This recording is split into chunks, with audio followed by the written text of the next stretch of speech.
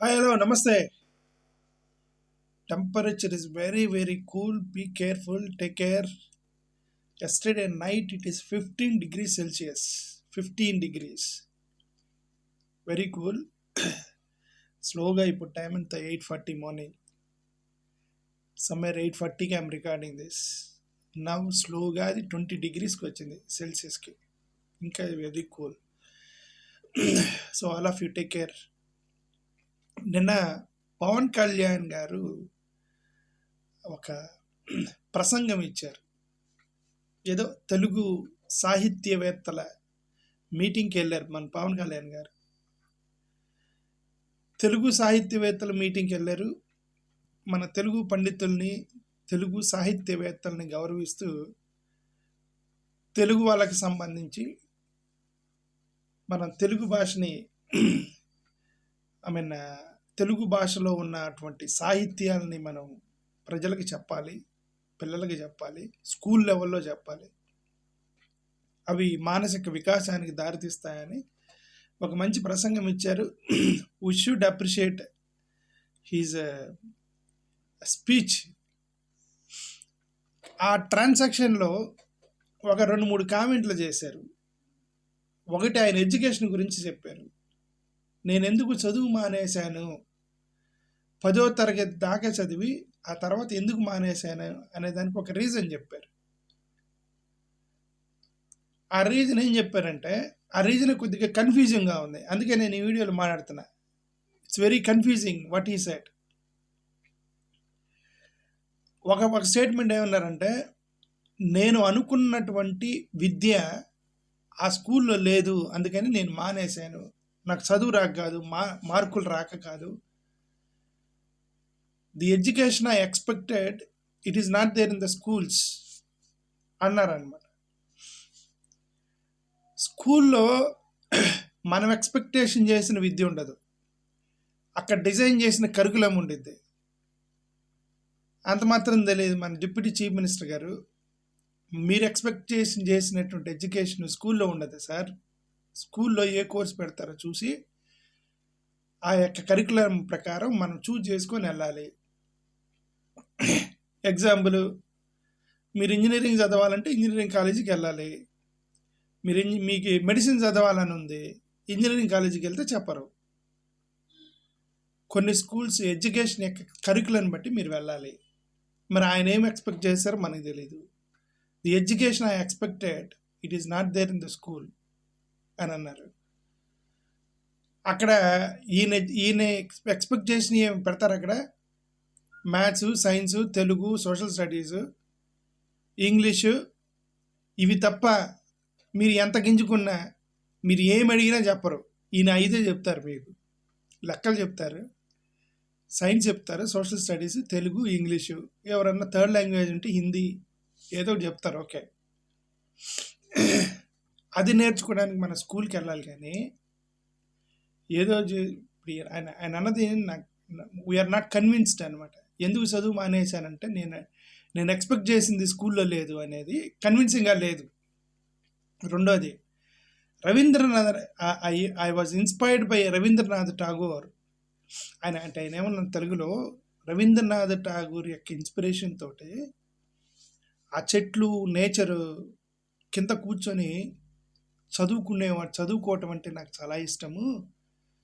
నాకు ఎంత ఇష్టం అంటే, పుస్తకాలు పట్టుకొని మా ఇంట్లో మా ఇంట్లో గార్డెన్ కూడా పెంచుతున్నాను. నేను పుస్తకాలు పట్టుకొని పూల వైపు చూస్తూ ఉండేవని, అందుకే ఫెయిల్ అయ్యాను అన్నారు. అర్థమైందా? ఎంత కాంట్రడిక్టరీ ఇది పవన్ కళ్యాణ్ గారు చెప్పినారు. ఒకసారి ఆలోచించండి.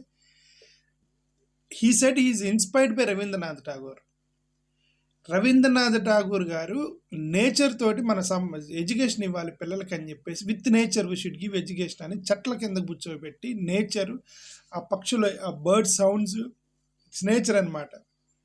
చెట్లు, గాలి, bird sounds, that will give emotional balance to school children అని చెప్పి ఆయన చెట్ల కింద కూర్చోబెట్టి చదువు చెప్పి వాళ్ళందరినీ ప్రయోజకులుగా చేశారు. ఆ చెట్ల ఇప్పుడు ఆయన అనుకున్నది సాధించారు. ఆయన ఎవరికైతే చదువు చెప్పారో వాళ్ళందరికీ చదువు బాగా ఎక్కింది. ఇప్పుడు ఈయనేమన్నారు పవన్ కళ్యాణ్ గారు, I was inspired by Rabindranath Tagore, కాబట్టి పుస్తకం పట్టుకొని పుస్తకాలు చూడకుండా ఫ్లవర్స్కి వెళ్ళే చూసాను, అందుకే నువ్వు ఫెయిల్ అయ్యానని చెప్పడానికి ప్రయత్నం చేశారు. Then you are not inspired by Pawan Kalyan గారికి మనం చెప్పేది, then you are not inspired by Rabindranath Tagore. మీరు నిజంగా if you are inspired by Rabindranath Tagore, మీరేం చేయాలి, ఆ యొక్క చెట్లు నేచరు, చెట్లు, ఆ బర్డ్ సౌండ్స్, ఫ్లవర్స్ యొక్క ఆ యొక్క అట్మాస్ఫియర్లో మీరు మంచిగా చదువుకొని ఉంటే, ఒక ఇంటర్మీడియట్ డిగ్రీ పాస్ అయ్యి పీజీకి వెళ్ళి హైలీ ఎడ్యుకేటెడ్ అయ్యి, చూడండి రవీంద్రనాథ్ ఠాగూర్ ఇన్స్పిరేషన్, నేను చెట్ల కింద కూర్చొని పిహెచ్డీ చేశానని చెబితే, yes you was inspired by Rabindranath Tagore అని అనవచ్చు. I was inspired by Rabindranath Tagore, nature అంటే చాలా ఇష్టము, పుస్తకాలు పట్టుకొని ఫ్లవర్ వైపు చూస్తాను, అందుకని ఫెయిల్ అయ్యానని చెప్పాడు. అది నాట్ కన్విన్స్డ్. అది ఒకటి. రెండోది, మరి ఆయన ఎడ్యుకేషన్ని 10th క్లాస్ వరకు ఆపాననేది మాత్రం చెప్పారు. మరి ఆ తర్వాత గతంలో కొన్ని మాటలు చెప్పారు, ఏమని, నేను సిఎస్సి రికమెండేషన్తో సిఎస్సిలో జాయిన్ అయ్యానని చెప్పారు గతంలో. ఎవరో రికమెండ్ చేస్తే నెల్లూరులో సిఎస్సి కోర్సులో చేరాను అని అన్నారు. బాగా ట్రోలింగ్ అయింది అప్పుడు. తర్వాత ఎంఈసి, నేను ఎంఈసి చదివేవాడినే అని అన్నారనమాట. మళ్ళీ అది ట్రోలింగ్ అయింది. తర్వాత ఇంకొక ప్రసంగంలో ఎక్కడో మాట్లాడుతూ, మా ఫ్రెండ్స్తో పాటు నేను ఎంపీసీ ట్యూషన్కి వెళ్ళాను అన్నారు. సిఈసీనా, ఎంపీసీనా, ఎంఈసీనా తెలీదు. ఈ కన్ఫ్యూజన్కి అతిపెద్ద కన్ఫ్యూజన్ చేసింది నాగబాబు గారు. నాగబాబు గారు ఏం చెప్పారు, ఐటీ స్టడీస్, మా తమ్ముడు ఐటీ చదివాడు అన్నారు ఒకసారి నాగబాబు గారు. అసలుకే పవన్ కళ్యాణ్ గారే కన్ఫ్యూజ్ చేస్తుంటే ఎంఈసీ, సిఈసీ, ఎంపీసీ అని, నాగబాబు గారు ఇంకా కన్ఫ్యూజ్ చేశారనమాట. మా తమ్ముడు ఐటీ చదివాడు అన్నారు. ఓకే, సో ఇది ఒకటే. పక్కన ల్యాప్టాప్ సౌండ్ వస్తుంది, డోంట్ మైండ్. మీకు ఏమైనా సౌండ్ వస్తాయి, ఫ్యాన్ ఏదో పోయినట్టుంది ల్యాప్టాప్కి. లైబ్రరీ షుడ్ బి, ఇంకొక మాట అన్నారు, library should be converted as సాహిత్య విద్యాలయాలాగా చేయాలో ఏదో అన్నారండి, ఆ పదం కరెక్ట్గా గుర్తులేదు. గ్రంథాలయాల్ని సాహిత్యం ఇచ్చేటువంటి నిలయాలుగా చేయాలి అన్నారు. ఇదేం పవన్ కళ్యాణ్ గారు, గ్రంథాలయాలు వేరు, సాహిత్యం వేరు. సాహిత్యం వేరు, గ్రంథాలయం వేరు. గ్రంథాలయం ఇస్ లైబ్రరీ. సాహిత్యం అనేది పోయిటరీకి సంబంధించింది. సాహిత్యం అనేది పోయిటరీ, సాంగ్స్, లిరిక్స్, అటు సాహిత్యం అటువైపుకి వెళ్తుంది. లైబ్రరీ అనేది అక్కడ విజ్ఞానానికి సంబంధించింది, అక్కడ అన్నీ ఉంటాయి, సైన్స్, మ్యాథ్స్ అన్నీ ఉంటాయి.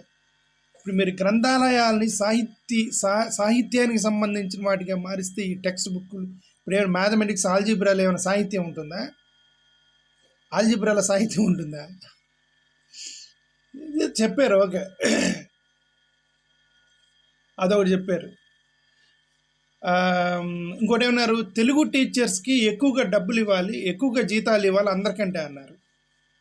మరి మీ దగ్గర గవర్నమెంట్ ఇవ్వండి, all Telugu teachers should be paid more, double salary than mathematics teacher అని చెప్పి మీరు ఇవ్వండి జీవో. తెలుగు టీచర్స్ కంటే మ్యాథ్స్, సైన్స్ టీచర్ల కంటే ఎక్కువగా జీతం ఇవ్వాలి అని మీరు జీవో ఇవ్వండి. మీదే కదా ప్రభుత్వము. ఇప్పుడు తెలుగు టీచర్ అయినా, ఇంగ్లీష్ అయినా, మ్యాథ్స్ అయినా, టీచర్ వాళ్ళు ఆల్ క్వాలిఫైడ్. ఒకరికి ఎక్కువగా, ఒకరు తక్కువ ఉండవు.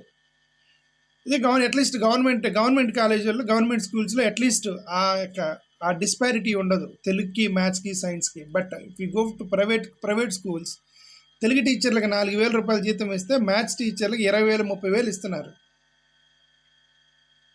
ఎందుకు? మరి నువ్వు పాస్ అయ్యి ఆంధ్రప్రదేశ్లో ఫిజిక్స్, కెమిస్ట్రీ చెప్పిన టీచర్లు ఎందుకు లక్షలు సంపాదిస్తున్నారు, తెలుగు టీచర్లు ఎందుకు 2,000, 3,000 రూపాయలు సైకిల్ వేసుకొని తిరుగుతున్నారని చెప్పి మీరు చేయండి.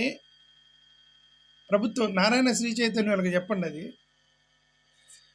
Okay, so finally it has taken me 9 hours time to prepare for సనాతన స్పీచ్ అన్నారనమాట. తిరుపతిలో ఇచ్చిన సనాతన స్పీచ్ కంటే 9 గంటలు కష్టపడి రాశారట స్పీచ్ని. మరి 9 గంటలు కష్టపడి ఆయన చెప్పింది ఆయన అనపాలజెటిక్ సనాతన హిందుత్వవాదిని ఏదన్నారు సార్. హిందుత్వవాదం వేరు, సనాతనవాదం వేరు. వీళ్ళకి తెలియక కన్ఫ్యూజ్ అవుతున్నారు.